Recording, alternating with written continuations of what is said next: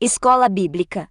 Dentro do estudo que trata do relacionamento com Deus, nosso assunto de hoje é a doutrina da Trindade. O texto áureo da aula de hoje está no Evangelho, segundo nos escreveu o apóstolo Mateus, capítulo 28, no versículo 19, onde Jesus diz: Ide, portanto, fazei discípulos de todas as nações, batizando em nome do Pai, e do Filho, e do Espírito Santo. Nossa leitura bíblica em classe está no Evangelho do apóstolo João, no capítulo 14, do versículo 6 ao versículo 12. Respondeu-lhe Jesus: Eu sou o caminho, e a verdade, e a vida. Ninguém vem ao Pai senão por mim. Se vós me tivesseis conhecido, conhecereis também a meu Pai. Desde agora o conheceis e o tendes visto. Replicou-lhe Filipe: Senhor, mostra-nos o Pai, e isso nos basta. Disse-lhe Jesus: Filipe, há tanto tempo estou convosco, e não me tens conhecido? Quem me vê a mim vê o Pai. Como dizes tu: Mostra-nos o Pai? Não crês que eu estou no Pai, e que o Pai está em mim? As palavras que eu vos digo, não as digo por mim mesmo, mas o Pai, que permanece em mim, faz as suas obras. Crede-me que estou no Pai, e o Pai, em mim, crede ao menos por causa das mesmas obras. Em verdade vos digo que aquele que crê em mim fará também as obras que eu faço e outras maiores fará, porque eu vou para junto do Pai. Introdução. Na aula anterior estudamos os atributos naturais e morais de Deus. Já na aula de hoje, estudaremos essa particularidade da natureza de Deus, a Trindade. O que estudaremos hoje, a doutrina trinitariana, faz parte da teontologia. Ponto 1. O que é a Trindade? A doutrina da Trindade é um conceito cristão que consiste na crença e ideia de que Deus, embora quanto entidade seja uno, como identidade é trino. Deus subsiste, a despeito de ser uma em natureza e moral, em três pessoas, três autoidentidades. Ponto 2. Como é a Trindade? Devemos entender que a Trindade não é algo do qual possamos obter plena compreensão. O máximo que podemos tirar de entendimento acerca dela é aquilo que nela se assemelha a nós, ou seja, podemos usar a imagem de Deus no homem como método de compreensão da Trindade. No entanto, até mesmo esse método é problemático, uma vez que a imagem de Deus no homem está desfigurada por conta da natureza do pecado. Devemos aceitar a ignorância como o maior conhecimento que podemos ter acerca de Deus. Ponto 3. É uma doutrina bíblica. No Velho Testamento. No capítulo 1 de Gênesis, vemos Moisés chamar Deus de Elohim, como estudamos na aula anterior. Essa palavra em hebraico está no plural, o que é apontado por alguns, com certa controvérsia, como evidência da veracidade do conceito sobre a Trindade. Também existem indícios de que Adonai esteja no plural. Neste mesmo capítulo de Gênesis, vemos outro vestígio, o fato de que Deus se refere a si mesmo no plural, usando nós em vez de eu. Um exemplo disso se encontra em Gênesis capítulo 1, versículo 26.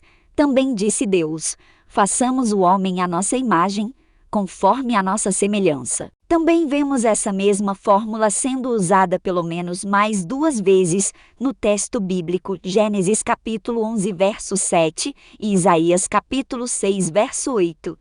Jesus, o Messias, é divino, porque o Messias, no Velho Testamento, é chamado de Deus conosco, Isaías capítulo 7, verso 14, assim como também Deus forte e Pai da eternidade, Isaías capítulo 9, verso 6, títulos honoríficos do Deus que diz claramente que a sua glória não daria a outro, o que se acha em Isaías capítulo 48, verso 11.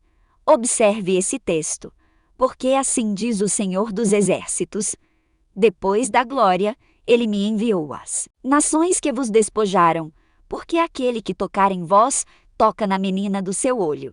Porque eis aí levantarei a minha mão sobre eles, e eles virão a ser a presa daqueles que os serviram. Assim, sabereis vós que o Senhor dos Exércitos me enviou. Isso se lê em Zacarias capítulo 2, versículos 8 e 9. Note que nesse texto Deus diz que vai enviar Deus depois de sua glorificação para livrar o povo de Israel, e o povo saberá que Deus, o Senhor dos Exércitos, enviou Deus. O que quer dizer isso de que Deus anda enviando a si mesmo, senão que nele existe mais de uma pessoa para que uma dê ordem e a outra obedeça? No Novo Testamento, inde, portanto, fazei discípulos de todas as nações, batizando-os em nome do Pai, e do Filho, e do Espírito Santo. Observe que nesse texto Jesus fala de Deus como três pessoas de forma igual, honra igual e poder igual. Paulo, e o escritor aos Hebreus, diz que Jesus é a imagem da pessoa do Deus invisível. Epístola aos Colossenses capítulo 1 versículo 15 e também Hebreus capítulo 1 verso 3. O mesmo escritor aos Hebreus, defendendo a divindade de Cristo, diz: mas, do Filho, diz: ó Deus, o teu trono subsiste pelos séculos dos séculos, cetro de equidade é o cetro do teu reino, o que se encontra no versículo 8. Mesmo Paulo diz que em Jesus habita a plenitude da divindade. Epístola do apóstolo Paulo aos Colossenses, capítulo 2, versículo 9, e que subsiste em forma de Deus, mesmo que para cumprir com o plano eterno da encarnação do Verbo, até o suplício da cruz tenha que não agir como Deus. Epístola de Paulo aos Filipenses, capítulo 2, versículo 7. Claro que não podemos jamais nos esquecer das diversas vezes em Apocalipse que os títulos honoríficos de Deus são dados ao próprio Cordeiro de Deus, com relação ao Espírito Santo. A grande questão é se ele é pessoal ou não, porém vemos na Bíblia que o Espírito Santo é uma entidade pessoal. Ele é o Consolador do qual Jesus prevê a descida quando diz: mas aquele Consolador, o Espírito Santo, que o Pai enviará em meu nome, vos ensinará todas as coisas e vos fará lembrar de tudo quanto vos tenho dito. Evangelho de João capítulo 14 versículo 26. Veja que o Espírito Santo de Deus ensina, e ensinar é um ato pessoal. Veja mais essa evidência. E servindo eles ao Senhor e jejuando, disse o Espírito Santo: apartai-me a Barnabé e a Saulo para a obra a que os tenho chamado. Atos dos Apóstolos capítulo 13 verso 2, veja nesse texto que o Espírito de Deus não é somente uma coisa, mas uma pessoa, pois ele diz, e naquele momento, dizer era uma coisa somente de pessoas. 4 Aplicações. A Trindade nos explica muito acerca de Deus.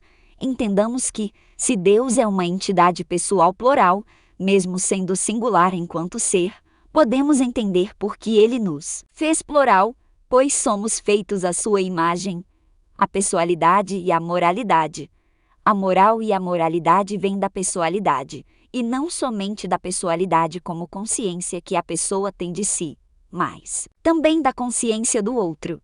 Uma vez que, existindo mais de uma pessoa dentro de um universo, elas definirão limites para que uma não se sobreponha à outra. É aí que surge a moral e a moralidade. Por isso que o Deus da Bíblia é santo e exige essa santidade, e com santidade devemos entender moralidade perfeita, o amor. É dito na Bíblia que Deus é amor e fica a pergunta: se Deus é uma única pessoa, como creem os unitaristas e os unicistas, sendo o que ele amava, antes de ter criado os seres pessoais? Deus tem que ter amado alguém antes de ter criado o universo e os seres passivos de serem amados. Em Deus tem que existir quem ama, quem é amado e também a motivação para se amar. Por isso Deus é amor. A comunidade. Nós, seres humanos, somos seres comunitários, sociais. Deus mesmo disse que não era bom que o homem estivesse só, porque estar só é não exercer a imagem de Deus no homem. O trinitarianismo é um conceito que explica a comunidade humana, o porquê de sermos como somos, tão dependentes uns dos outros. A humanidade não é um homem só, são todos eles juntos convivendo em comum acordo. De fato, assim como é Deus, nós somos, ou pelo menos, deveríamos ser.